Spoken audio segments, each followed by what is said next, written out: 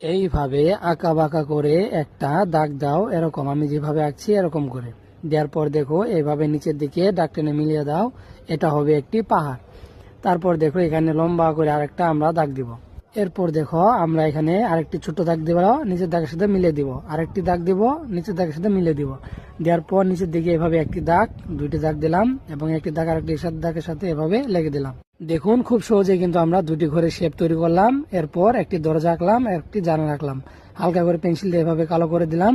আবারও একইভাবে একটি দরজা এবং আরেকটি জানালা আঁকবো এবং পেন্সিল দিয়ে কালো করে দিব। তারপর দেখুন এখানে ঘরের পিছনে আমরা আঁকবো একটি গাছ। দেখুন এইভাবে গাছটাও আঁকা খুবই সহজ, একটু ছোট্ট করে গাছ আঁকলাম, যেহেতু দূরের গাছের জন্য ছোট হবে। তারপরে ঘরের দরজা থেকে এইভাবে আঁকা বাঁকা করে একটি দাগ টানলাম, এটা হবে একটি রাস্তা। তারপর দেখুন এইখানে আমরা এভাবে গোল গোল করে একটি দাগ দিচ্ছি, এটা হবে দূরের গাছপালা। তারপর এখান থেকে উপর দিকে একটি দাগ, আবার নিচের দিকে, আবার উপর দিকে, আবার নিচের দিকে, এটি হবে পাহাড়। আমরা তিনটি পাহাড় আঁকলাম, এটা খুবই সহজ। এবং আকাশে একটি সূর্য আঁকলাম, হয়ে গেল আমাদের খুব সহজে একটি সিনারি অঙ্কন। এরপর দেখুন এই ঢাল জায়গাটায় আমরা এভাবে পেন্সিল দিয়ে একটু কালার করে দিব, তাহলে কিন্তু পাহাড়টা স্পষ্টভাবে ফুটে উঠবে। পাহাড়ের উপর কিছুটা ঘাস অঙ্কন করে দিলে দেখতে কিন্তু আরো অনেক সুন্দর লাগে। তারপর দেখুন পাহাড়ের এই সাইডটাতে আমরা এইভাবে পেন্সিলে হালকা করে একটু স্কেচ করে দেব, যাতে পাহাড়টি দেখতে অনেক সুন্দর লাগে এবং ফুটে ওঠে।